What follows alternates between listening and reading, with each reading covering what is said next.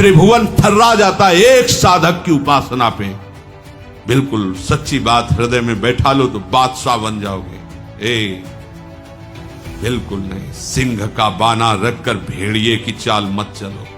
ये मांगना, जांचना, चाह करना, छल कपट, चतुराई, क्रय विक्रय,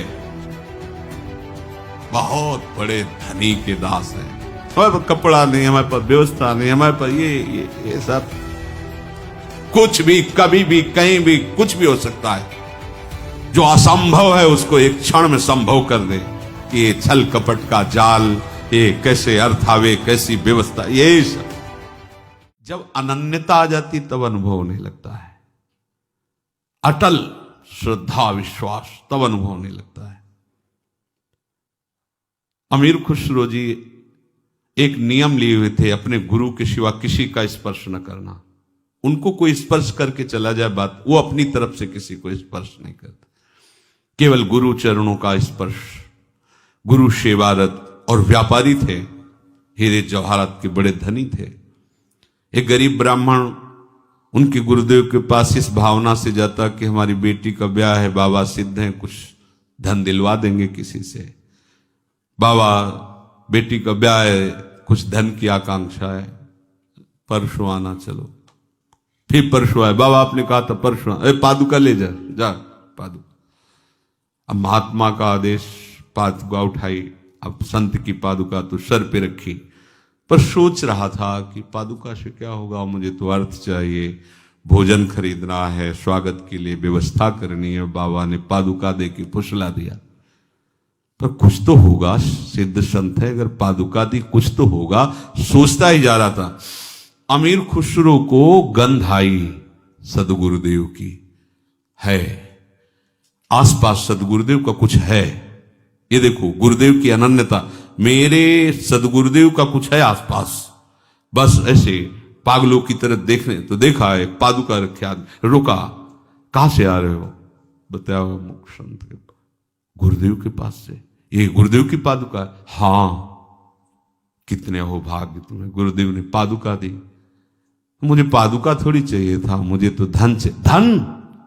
इत्यारा ऊंटों पे हीरा जवाहरत लदा, मुझे पादुका देगा? वो ले लो, बोले ले जाओ, मैं नौकरों सही थी, सब ले जाओ। गए पादुका, गुरुदेव पादुका लाया। अच्छा रख दे। कितने की? 11 ऊंटों में हीरा। हाँ सस्ता, सस्ते ले लिया, चलो। एक गुरुदेव की अनन्यता आभास करवा, मेरे गुरुदेव की कोई वस्तु है तो परम देव, आराध्य देव में यदि तन्मयता हो गई तो वो तो कण कण में है। उपासक के हृदय में अनुभव मेरे प्रभु हैं, जैसे प्रहलाद जी को मेरे प्रभु हैं, यही हैं, मेरे पास हैं, उसको अनुभव में आता है। अगर दिखाई नहीं दे रहे तो फिर उनको शिकायत करता है, छुपा छुपी का खेल मत करो, मुझे आभास हो रहा है, हो यही हो, हटाओ ना ये पर्दा, हटाओ और बेपरद मेरे आंखों के सामने आओ, तुम हो, मुझे पता है हो।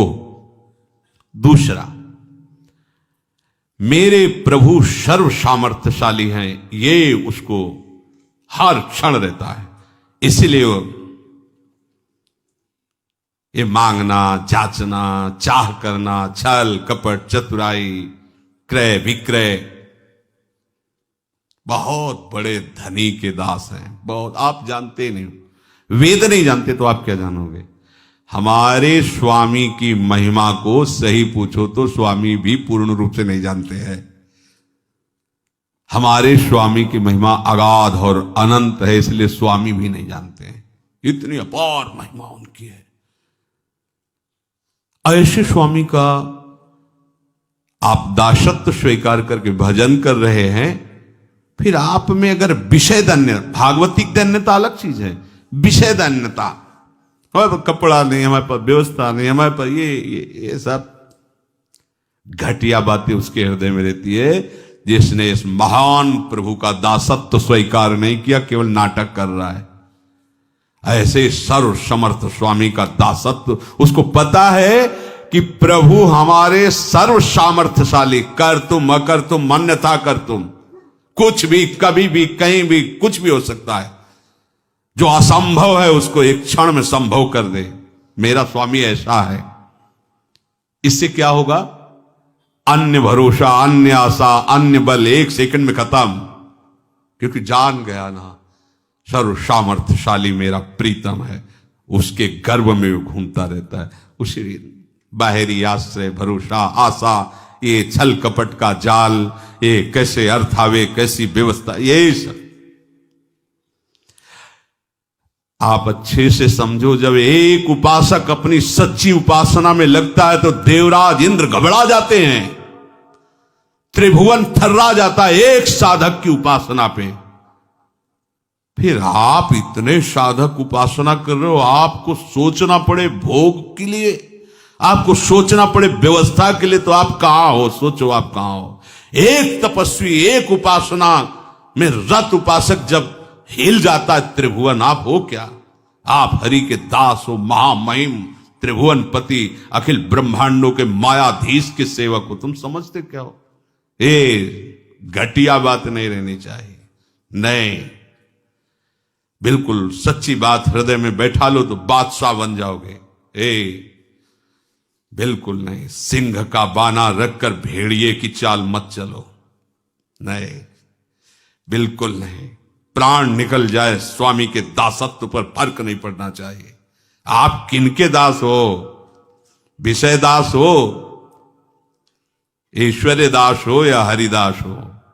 हरिदास हो तो फिर सब विषय ईश्वर तुम्हारे चरणों में लुटता घूमेगा। तुम समझो अपने को कौन हो, हरि के हो। फिर क्या एक सकामता, एक कामनाएं, ये रोना धोना विषय के लिए क्या क्या हो?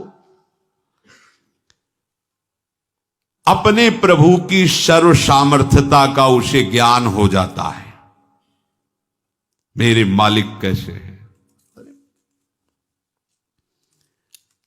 अपार सामर्थ्य प्रभु में। सोचो, आप जरा सोचो।